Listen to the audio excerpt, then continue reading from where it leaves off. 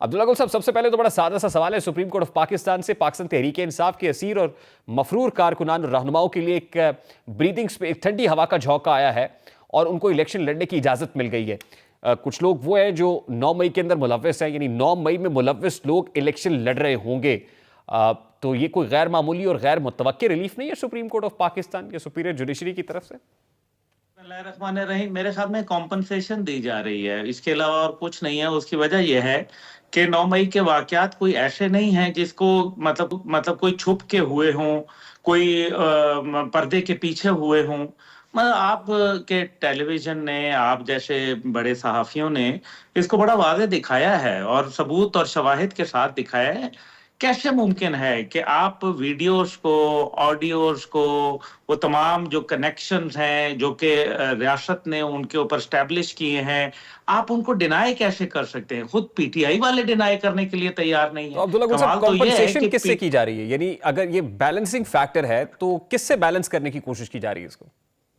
भाई यही बैलेंस किया जा रहा है, अवामी दबाव है, सीधी सी बात है। भाई ऐसे तो नहीं हमारी अदलिया का, बस मुझे अफसोस है के ऊपर आना बजाते खुद बहुत सारे सवालात को जन्म देता है ना। बात यह है कि बैलेंसिंग यह है कि जी बल्ले का निशान ले लिया, बल्ले का निशान ले लिया तो उसके बाद आपने इलेक्शन लड़ने की इजाजत दे रहे हैं। भाई आप इलेक्शन लड़ने के लिए फिर तो आपको टीटीपी वालों को भी इजाजत दे देनी चाहिए ना। उसमें क्या है, उन्होंने भी तो जीएचक्यू पे ही हमला किया था, तो फिर उसमें क्या हो गया? उन्होंने भी जलाओ घिराव किया, उन्होंने भी आगे लगाई, उन्होंने भी दहशत गर्दियां की।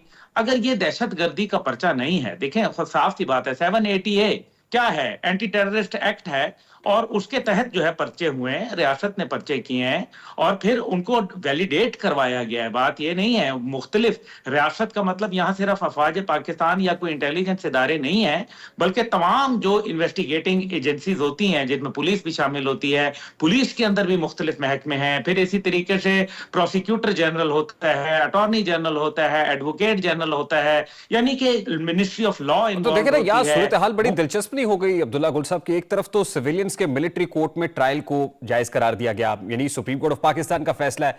अब उस पर जो अपील हुई है उसके ऊपर एक लार्जर बेंच भी तश्कील दे दिया गया, अगले हफ्ते इस पर समाअत होने जा रही है। दूसरी तरफ 9 मई में मुलव्वस लोग जो है उनको एक क्लियर गो हेड भी दे दिया गया है। तो आने वाले दिनों में आप क्या देख रहे हैं? देखिए, एक तरफ तो मुशर्रफ केस का फैसला, जो खुसूसी अदालत का फैसला था, एक तरफ से वो कलअदम हुआ, इसका भी ऑब्वियसली एक कहीं ना कहीं नजला तो गिरेगा, इदारों के माबैन तनाव की सी कैफियत तो होगी। लेकिन आने वाले दिनों में आप क्या देख रहे हैं कि अदलिया की तरफ से जो क्लीन चिट मिल रही है, को तनाव बढ़ेगा? बड़ा वाज़ेह नजर आ रहा है। देखिए ना, अदलिया जो है वो आपका एक ठीक है, उन्होंने इंसाफ फराहम करना होता है और करना चाहिए भी है। और रियासत के अंदर जो होते हैं एडमिनिस्ट्रेटिव इश्यूज होते हैं, आप उन एडमिनिस्ट्रेटिव इश्यूज को जो है आप ओवरराइड नहीं कर सकते, ओवर रूल नहीं कर सकते, उनको अंडरस्टैंड करना होता है। जैसे मैंने गुजारिश की, मिनिस्ट्री ऑफ लॉ है, मिनिस्ट्री ऑफ इंटीरियर है, होम मिनिस्ट्रीज हैं, बहुत सारे एक तरीका कार होता है। मुझे इस बात का इल्म नहीं था पहले, लेकिन बाद में पता चला कि जैसे लोग जिनको 4th शेड्यूल में डाला जाता है, वो उनको निकालना और डालना दोनों बड़ा जान जोखों का काम है। पूरे साल में 2 मीटिंग्स बैठती हैं जिसके अंदर तमाम डिपार्टमेंट्स के लोग शामिल होते हैं, यानी कि अकेला होम सेक्रेटरी ये काम नहीं कर सकता, चीफ सेक्रेटरी भी ये काम नहीं कर सकता। ये काम जो है वहां के डीसी, वहां का एसी, वहां के जो पुलिस वाले, वहां के जो इंटेलिजेंस के लोग, आईबी के लोग, ये तमाम फैक्टर्स इन्वॉल्व होते हैं। तो फिर आप ऐसे कैसे कर सकते हैं कि उन लोगों को एक तरफ जो है आप इलेक्शन लड़ने की इजाजत दे रहे हैं? मुशर्रफ केस के ऊपर आप देख लें कि आपने जब वो हयात थे तो तब आप लोगों को ख्याल नहीं आया। इसका मतलब यह है कि तमाम जो ताने बाने हैं, वो ये लग रहा है कि जो हमारी अफवाज है उसको कहीं ना कहीं जो है आप डिमोरलाइज करने की जो काम हो रहा है वो हो तो रहा है। फिर मेरे पास सादा सा सवाल है सर कि क्या निकलेगा। इदारे सेम पेज पर नहीं है? नजर तो यही आ रहा है कि इदारे जो हैं उनके अंदर एक इख्तलाफ राय पाई जाती है और मेरे ख्याल में जो अदलिया है वो समझ नहीं पा रही कि रियासत की मजबूरियां क्या हैं। यानी कि आप इलेक्शन लड़ने दें, चले इलेक्शन के बाद फिर जो है वो फिजा गर्म होगी, फिजा गर्म होगी तो वो plan B, plan C, plan D और फिर या बाइकॉट या फिर एजिटेशन, दोनों का प्लान मौजूद है। अब तो मतलब किसी को भी आप पूछ लें तो वो आपको ये बता देगा कि जनाब एजिटेशन तो होनी होनी है। अगर आप जीतेंगे तो आप कहेंगे एजिटेशन करेंगे कि हम इनकलाब ले आए, और अगर आप हार गए तो आप कहेंगे जी धांधली हुई है। अब तमाम जो नहीं, लेकिन दरमियान में आपने एक और इस्तेलाह इस्तेमाल की, वो है बायकॉट। ये बायकॉट वाला को प्लान डी है? ये बहुत सारे इनके मल्टीपल प्लान हैं, लेकिन असल मसला क्या है, असल जो बात है उसको समझें। नहीं नहीं, मैं मुझे पहले से ये Instability। समझाइए कि बायकॉट कौन करने जा रहा है, और क्या at this point in time अगर आपका इशारा तहरीक इंसाफ की तरफ है तो क्या पीटीआई को बायकॉट करने का इरादा रखती? बिल्कुल, ये देखें, ये बात तो मैंने तकरीबन 4 महीने पहले बोली थी, ऑन एयर बोली थी कि पीटीआई के पास जो है वो एक बायकॉट की ऑप्शन मौजूद है, और अब जो है बातें जो है वो खुल के सामने नहीं, आ लेकिन रही हैं। ऐसे वक्त में बिल्कुल जब बायकॉट अदलिया उनको करना रिलीफ चाहते दे रही है, उनके असीर और मफरूर कारकुनान को इलेक्शन लड़ने की इजाजत मिल रही है, तो फिर भी बायकॉट कर देंगे?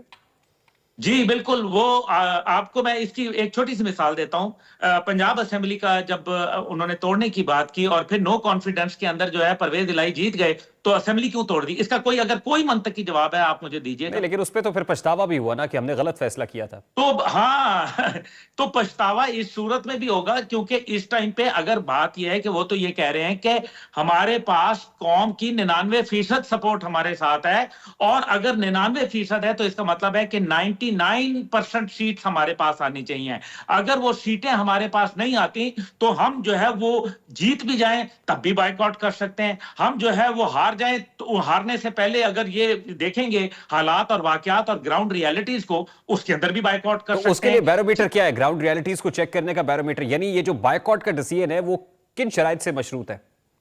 भाई यही है ना कि हमारी अभी पोजीशन क्या है, ये उसको फिर एक बैलेंसिंग टूल के तौर पर इस्तेमाल करेंगे। ये बायकॉट तब करेंगे कि ये पहले अपने अवामी दबाव, प्रेशर और वो तमाम जो अपने सियासी दबाव है वो लाएंगे, और हुकूमत के साथ जो है वो कोई डील करने की कोशिश करेंगे, यानी कि कुछ ले कुछ दे की बुनियाद पे कुछ उनके लीडर को जो है वो रिहाई मिल जाए, कोई उनके ऊपर मुकदमात जो है वो खत्म कर दिए जाए, 9 मई को जो है वो फरामोश कर दिया जाए, फलाना ढिमकाना, और उसके बदले में जो है वो हम फिर आपको जो है फैसिलिटेट करेंगे। ये मामला जो है ना तो ये खराबी की तरफ जा तो रहे हैं। ये बड़ी वाज़ेह बात इतवार है। के रोज पीटीआई पावर शो करने जा रही है, और बानी चेयरमैन पीटीआई ने ऐलान किया है कि सब लोग सड़कों पर निकलें। तो इतवार के रोज भी कोई टेस्टर होगा? क्या पानी की गहराई नापना मकसूद है? और ये टेस्टर दोनों तरफ से होगा, यानी एक तरफ तो पीटीआई अपने आप को टेस्ट कर रही होगी, तो दूसरी तरफ से रियासत भी टेस्ट करेगी, यानी रियासत का भी टेस्ट होगा कि इसको कैसे रिस्पॉन्ड करती।